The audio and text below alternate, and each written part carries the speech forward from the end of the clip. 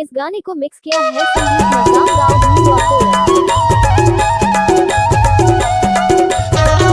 नाम क्या है डीजे संगीत।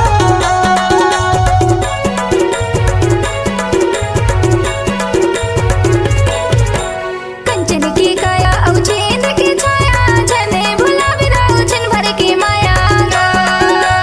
कंचन की काया औचेंद की छाया जने भुला बिराऊ छिन भर की माया कंचन के काया औचेंद के छाया नहीं भुलाम बाई छिन भर के माया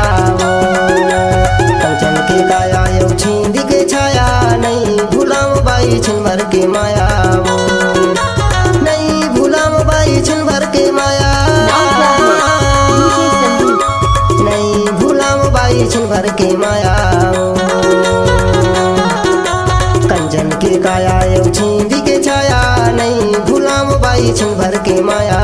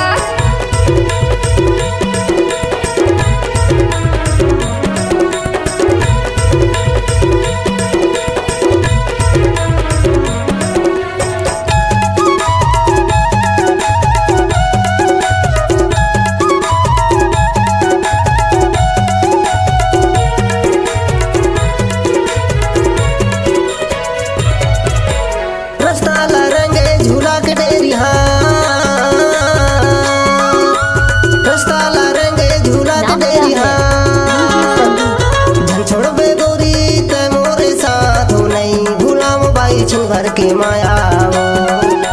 कंचन के काया औचेंद के छाया नहीं भुलाम बाई छिन भर के माया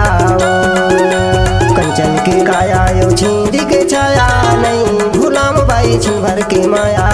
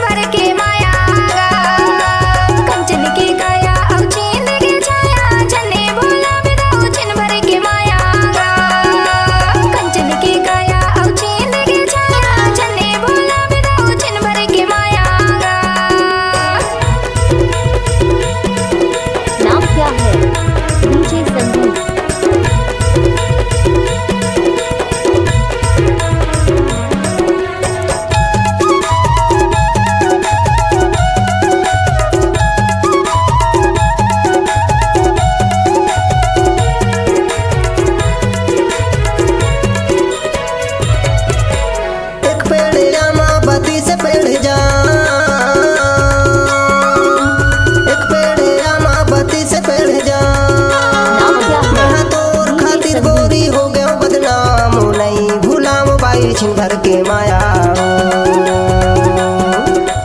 कंचन के काया औचेंद के छाया नहीं भुलाम बाई छिन भर के माया कंचन के काया औचेंद के छाया नहीं भुलाम बाई छिन भर के माया नहीं भुलाम बाई छिन भर के माया नहीं भुलाम बाई छिन छिन भर के माया